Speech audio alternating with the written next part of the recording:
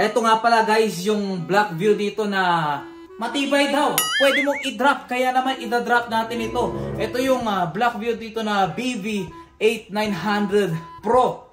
Na guys, tignan nyo naman. Bigat, solid. Solid siya, solid build. Ito kasi waterproof siya, tapos hindi ko rin alam, sabi nila dito, parang ano daw kahit i-drop mo lang daw ito Kaya i-drop natin ito, tignan natin kung matibay nga ba. Ayan siya. Yan, tapos sa likod niya ganito. Tapos i-review natin siguro to, pero i-drop ko muna. Nakikita nyo? I-drop natin yan, titignan natin kung gaano ito katibay, kung totoo nga bang matibay ito. Uy. Naglag. Ayan. Testing. Na-drop natin. Ngayon, i-drop ulit natin. Ayan. Drop test. Okay. One more time, the-drop natin dito. 3, 2, 1. Tignan natin. Sa ngayon, hindi pa basag yung screen niya. Pero sana hindi mabasag. Ayan. Sana hindi mabasag. Tignan natin kung gaano ko ito katibay. Kasi medyo may kabigatan siya. Tapos matagal din yung battery life niya. Solid yung build niya. I-review natin ito mamaya. But first, i-drop test muna natin. Yan, no? Okay, hindi pa ako kumbinsido. Mataas ako dito kasi pwede mo daw siya i-drop dito ng 1.5 meters. Tignan natin kung legit. So I think sa ganitong height, i-drop natin yan. Are you ready? Yan. Are you ready? Uy, parang solid yung pagbagsak nun At yari. Siyempre okay siya. Ayan guys. Nag-survive naman siya sa drop test natin dito. At kung mapapansin nyo, nagre-respond pa naman dito yung screen. Ayan o, nagre-respond pa naman siya dito. Yung buttons niya, ayun, gumagana pa. Yung fingerprint niya, may fingerprint kasi ito Ayan, gumagana pa naman yung screen niya. Hopefully, i-drop ulit natin. One more time. Last one, bago natin i-review. I-drop na natin. Din-drop na naman natin. At kung mapapansin natin dito, responsive naman yung screen niya dito. Hopefully okay. I think okay naman nag-survive What if one more time, okay? Mula dyan, i-drop natin. Yun! Solid! Solid yun. Actually guys, ito kasi tiles na to. So nag-survive naman. Mukhang okay pa naman. Maganda yung pagkakabagsak niya. I think magso-survive naman ito pag din-drop po ng i-drop. Kasi maganda itong foam na ito. Pwede sa mga hiking. So i-review na rin natin ito. Of course guys, unboxing muna tayo dito. First up dito makikita na natin ang the unit itself na naka-plastic pa dito. Actually, tinest ko muna kasi ito. Kaya naman medyo makikita nyo naka-bubble pa talaga. At idikit ko muna dito yung plastic niya dito, sayang din. Ngayon guys, makikita nyo dito sa mismong box niya na meron itong end-to-end dito na Type-C cable. End-to-end yan guys, na Type-C, nag-upgrade na rin sila dito. At syempre ang kanyang 33 watts dito na charger na may logo pa dito ng Blackview. At syempre guys, mga manuals sa mga bago palang hahawak dito ng phone na ito. At syempre yung kanilang Blackview. At syempre yung kanilang UWB na pwede mo itong ikabit sa any item. At maitatrack mo ito gamit yung cellphone mo. Syempre kasama rin dito yung unit itself. Tanggalin na muna natin dito yung sticker sa likod para makita natin dito yung ganda mismo ng phone. Ayan, napakaganda dito ng phone na ito. Talaga naman armored na armor ito. Legit na kahit ibagsak mo, magso-survive siya. Kumbaga meron ka na ditong phone na may armor talaga, kaya naman na pro-protektahan nito yung screen. At lahat-lahat ng components dito sa loob nito. Dahil na rin sa laki ng bump niya dito sa gilid-gilid niya. In terms of design, medyo makapal siya. Dahil malaki dito yung battery nito. Left side niya makikita natin dito yung kanyang volume rack, power button at the same time may fingerprint scanner na rin yan.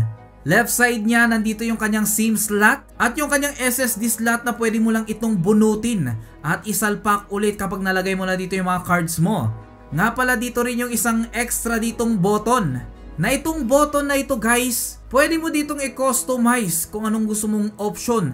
Pwede ditong one press, double press, at long press. Dito sa back niya dito makikita mo yung kanyang camera at nandito na rin yung hook niya dito para pwede mong isabit ang phone na ito kasi medyo may kabigatan para hindi mawala. Bagay na bagay ito sa campers. Sa top niya dito wala ka dito makikita pero sa bottom niya nandito yung kanyang speaker, mic hole At syempre yung kanyang waterproof din na charging na pwede mong dukutin din dito sa baba niya. So syempre specification muna tayo dito. Ang screen niya dito ay merong 6.5 inches display na may 2.4K resolution. Running nga to ng octa-core dito na MediaTek Helio P90. Good na sa mga average user. Pwede na siyang pang games pero hindi ko recommended sa mga heavy games dahil umuscore lang naman to ng 245,000 mahigit dito sa Antutu benchmark niya. Actually standard na yon. Running siya dito ng Android 13 at may sarili tong OS na Duke OS 3.1. Ito yung kabibiliban nyo dito dahil meron itong 10,000 mAh large battery na ayon sa kanila tumatagal ito ng 45 days na naka-standby lang. Meron itong 8GB of RAM na pwede mo ditong expand up to 16GB of RAM. Wow! At ito nakuha natin dito ay merong 256GB storage na may 1TB dito na expandable storage. Main camera niya dito ay merong 64 megapixel na Samsung ISO cell na GW3. Sa front niya naman dito meron itong 16 megapixel at sa display niya dito ay meron itong 3-eye comfort mode. Kaya pwede ito sa mga adults na medyo humihina yung mata. In-upgrade na nila itong screen niya dito, Glass 5 to Glass 7. So 2 times scratch resistant na yan kahit gasgasin mo pa. So dahil sa ROG phone nito guys, kaya niya dito mag-survive ng 1.5 meters na drop at waterproof din ito at dustproof. Actually rating ito ng IP68 at IP69K. Malaking bagay na rin itong UWB niya or ultra wideband dahil makakatulong ito para ma-detect mo yung mga items mo. For example, yung backpack mo or yung mga valuable items mo or for example, nagha-hiking ka. Pwede mo ikabit ito sa kasamahan mo para ma-detect mo sila. Syempre sa akin guys, medyo makapal talaga siya kasi nga ROG phone ito at medyo may kabigatan kaya medyo mangangala yung kamay mo dito pag nag-games ka. By the way guys, pwede mong laruin dito yung Mobile Legends na no issue at all kaya makakapag-rank ka. Actually sa sobrang taas ng battery nito baka kaya niya dito mag-survive ng 12 hours no na paglalaro ng Mobile Legends. Pwede ka na dito makapag-rank gamit dito yung phone na ito. Medyo may kabigatan lang talaga guys. Kaya dahan-dahan lang baka malaglag sa mukha mo. Naku, napakabigat na ito. About sa speaker niya naman, kayo nang humusga, eto na yung speaker niya.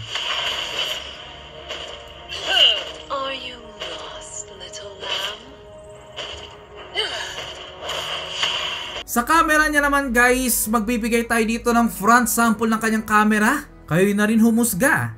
Ayun, video test. At medyo gabi na. Ganito siya pag dark. At ang lakas ng tahol ng aso. Pero try lang natin.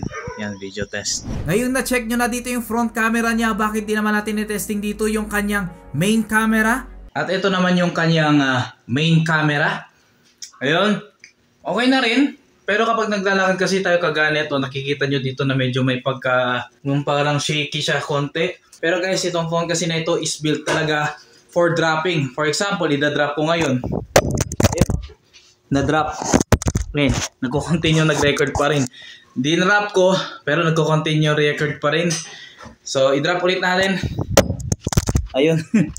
Drop test. Drop test. I drop it again. Nga pala guys, may application nga pala ito na kung saan nakalagay dito yung mga iba't ibang klase dito ng tools na I think pwede mo naman magamit eh. Actually, bagay na bagay ito sa mga campers dahil sa laki ng battery niya dito, iso-survive niya yung ilang araw mong nagka-camp. At ang kagandahan dito guys, may SOS ito. In case of emergency, pwede mo lang i-activate dito yung kanyang SOS. Sad to say guys, 4G lang talaga yung phone na ito. Pero overall, okay naman siya.